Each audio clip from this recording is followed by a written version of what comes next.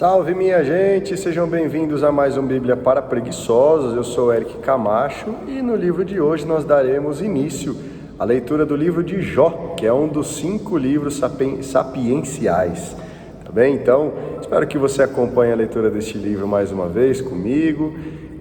Deixe o seu like, assista o vídeo até o final, inscreva-se no canal e preste bastante atenção na leitura para que você faça um ótimo comentário. Vamos lá. Primeira parte do livro de Jó, fiel até na miséria. Capítulo 1, retrato de um homem feliz. Era uma vez um homem chamado Jó, que vivia no país de Rus. Era um homem íntegro e reto, que temia a Deus e evitava o mal.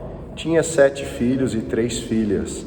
Possuía também 7.000 ovelhas, 3.000 camelos, 500 juntas de bois, 500 mulas e grande número de empregados. Jó era o mais rico dos homens do Oriente. Os filhos de Jó costumavam fazer banquetes, um dia na casa de cada um, e convidavam as 3 irmãs para comer e beber com eles. Quando terminavam esses dias de festa, Jó os mandava chamar para purificá-los. Ele madrugava e oferecia um holocausto para cada um deles, pensando: talvez meus filhos tenham pecado, ofendendo Deus em seu coração. E Jó fazia assim todas as vezes. Existe religião gratuita? Certo dia, os anjos se apresentaram ao Senhor e, entre eles, foi também Satã. Então o Senhor perguntou a Satã: de onde você vem? Satã respondeu: fui dar uma volta pela terra. O Senhor lhe disse: você reparou no meu servo Jó? Na terra não existe nenhum outro como ele. É um homem íntegro e reto, que teme a Deus e evita o mal. Satã respondeu ao Senhor: é a troco de nada que Jó teme a Deus? Tu mesmo puseste um muro de proteção ao redor dele, de sua casa e de todos os seus bens. Abençoaste os trabalhos dele, e seus rebanhos cobrem toda a região. Estende, porém, a mão e mexe no que ele possui. Garanto que ele te amaldiçoará na cara.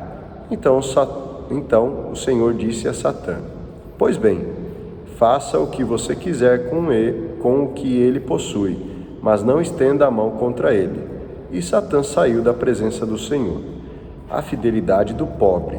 Certo dia, os filhos e filhas de Jó comiam e bebiam na casa do irmão mais velho. Um mensageiro chegou à casa de Jó e lhe disse: os bois estavam arando e as mulas pastando perto deles. Os sabeus caíram sobre eles, mataram os empregados a fio de espada e levaram o rebanho. Só eu escapei para lhe contar o que aconteceu.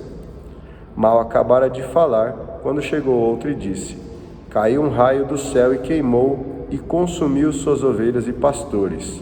Só eu escapei para lhe contar o que aconteceu. Mal acabara de falar, quando chegou um outro e disse: um bando de caldeus, dividido em 3 grupos, caiu sobre os camelos e os levou embora, depois de matar os empregados a fio de espada.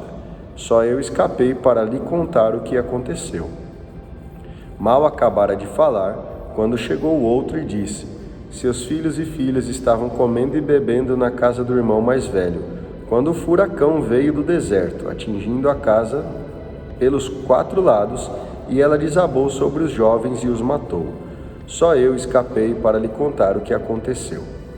Então Jó se levantou, rasgou a roupa, rapou a cabeça, caiu por terra e disse: nu eu saí do ventre de minha mãe, e nu para ele voltarei.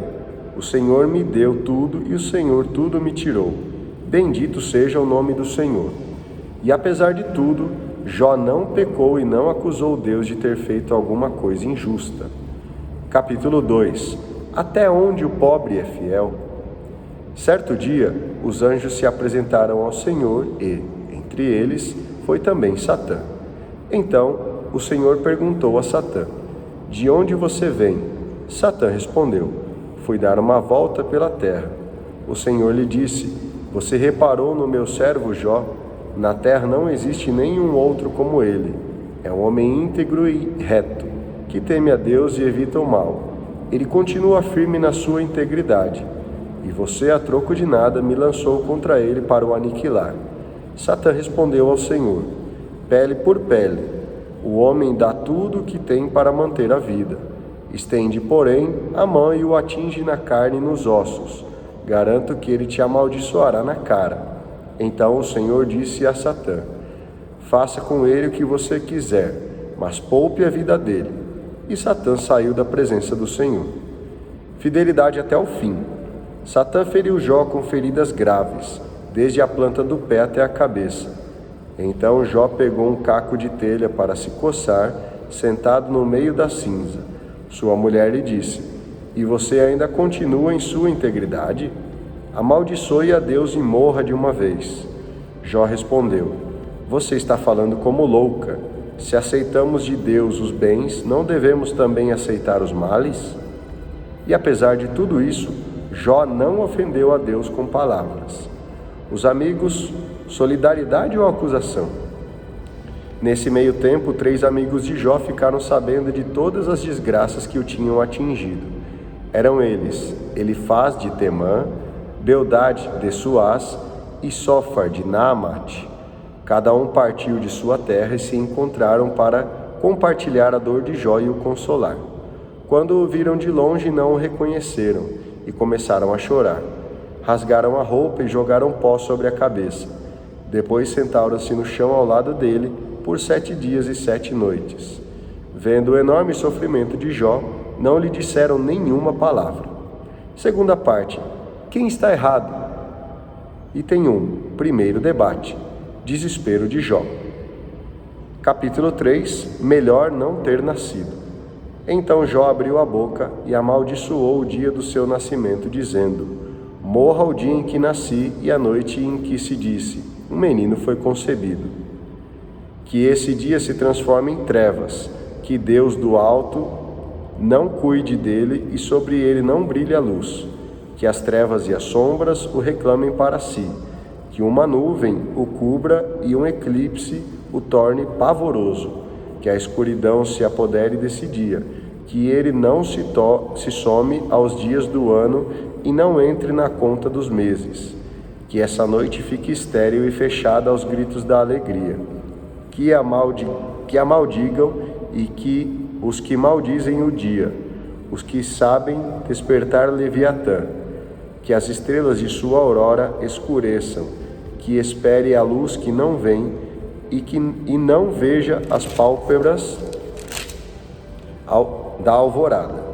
Pois essa noite não fechou as portas do ventre para mim e não escondeu da minha vista tanta miséria. Melhor ter sido um aborto.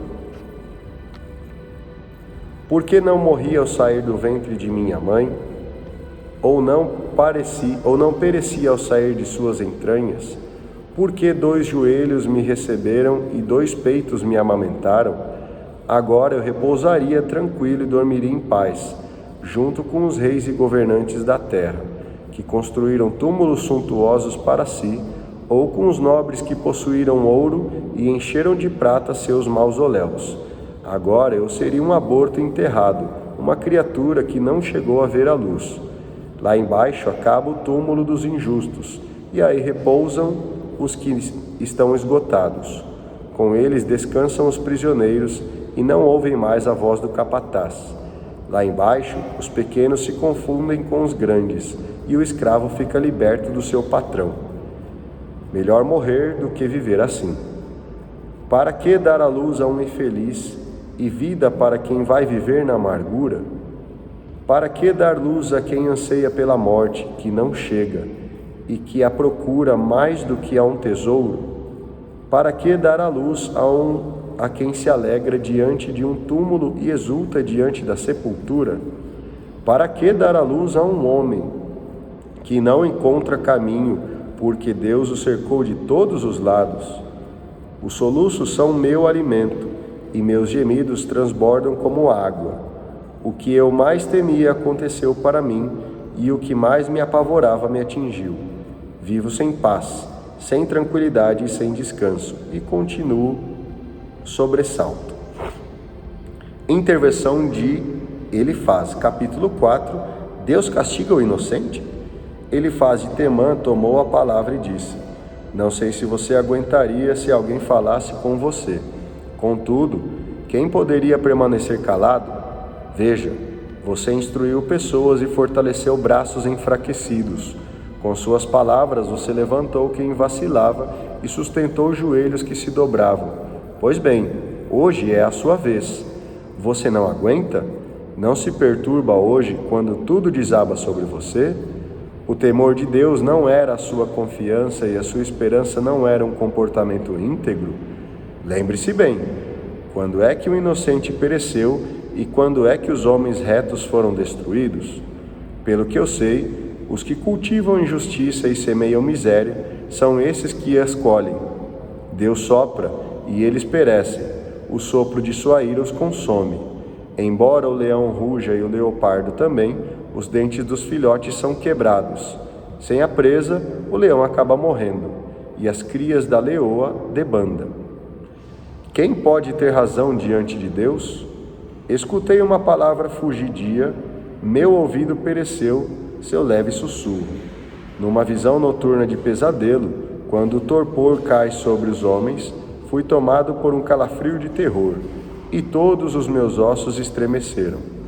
Um vento passou pelo meu rosto e me provocou arrepios por todo o corpo. Eu estava de pé, mas não vi quem era. Uma figura apareceu diante de mim. Houve um silêncio e depois ouvi uma voz. Pode o homem ter razão diante de Deus?